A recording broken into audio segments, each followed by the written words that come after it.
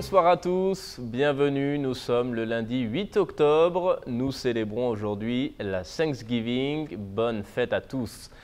Nous vous parlions en fin de semaine dernière du nouveau document de la Conférence des évêques du Canada, un document sur la protection des mineurs contre les abus sexuels. À l'occasion de sa sortie, le cardinal Lacroix, archevêque de Québec, a voulu prendre la parole pour commenter le document. Il réagit donc depuis Rome, où il est en ce moment pour le synode sur les jeunes. On l'écoute. La Conférence des évêques catholiques du Canada publie cet ouvrage très important, La protection des jeunes mineurs. C'est un appel aux fidèles catholiques du Canada pour la guérison, la réconciliation et la transformation.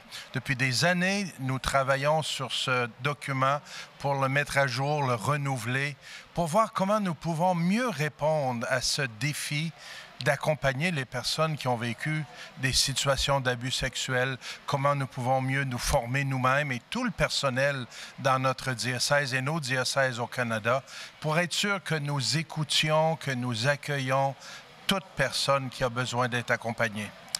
Cette question n'est pas seulement pour nous les évêques et les prêtres, c'est une question de toute l'Église. Je vous invite, si vous avez le temps, de prendre le temps de lire ce document. C'est un peu long, mais vous verrez, il y a des recommandations fort intéressantes qui peuvent nous servir à tous et à toutes.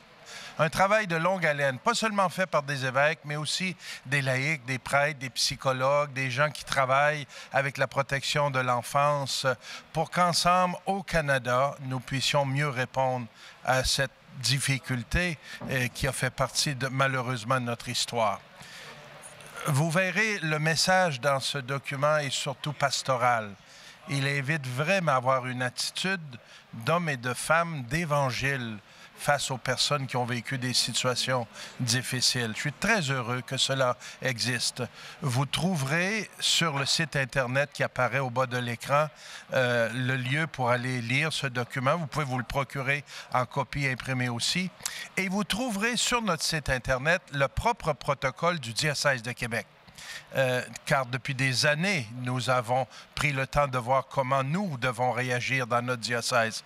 Évidemment, suite à la publication de ce document, nous verrons à le mettre à jour et l'améliorer. Nous verrons à mieux former notre personnel et je pense que nous serons en mesure de donner un témoignage de transparence, un témoignage vraiment fidèle à l'Évangile, d'accueil, d'accompagnement de toute personne.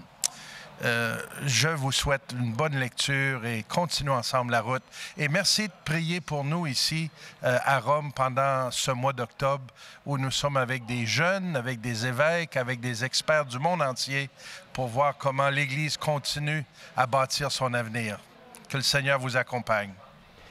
Et je vous propose à présent un témoignage, le témoignage d'un jeune évêque du Canada, Monseigneur Pierre Goudreau. Il est évêque depuis mars dernier à Sainte-Anne-de-la-Pocatière. Et donc en tant que jeune évêque, il a suivi récemment un cours de formation à Rome avec d'autres jeunes évêques. Il revient pour nous sur cette expérience.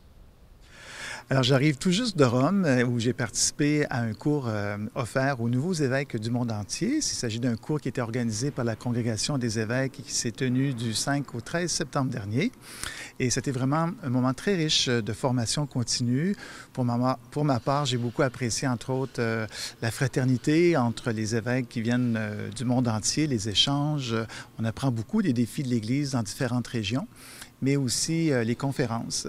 On a eu la chance d'avoir des personnes ressources qui nous venaient de différentes églises, des continents, donc des gens de terrain et qui se souciaient aussi de nous aider dans notre ministère comme évêque. Il y avait des bonnes périodes d'échange avec eux aussi, de questions. Et bien sûr qu'il y a eu le moment fort aussi de la rencontre avec le Saint-Père, avec le pape François. C'est lui qui m'a nommé comme évêque. Alors, j'avais la joie de me présenter à lui, de lui dire merci pour sa confiance.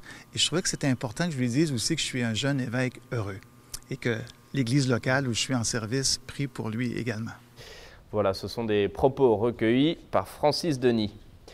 C'est la fin de cette émission. Merci à vous de l'avoir suivi. Je vous souhaite une très belle soirée. À bientôt.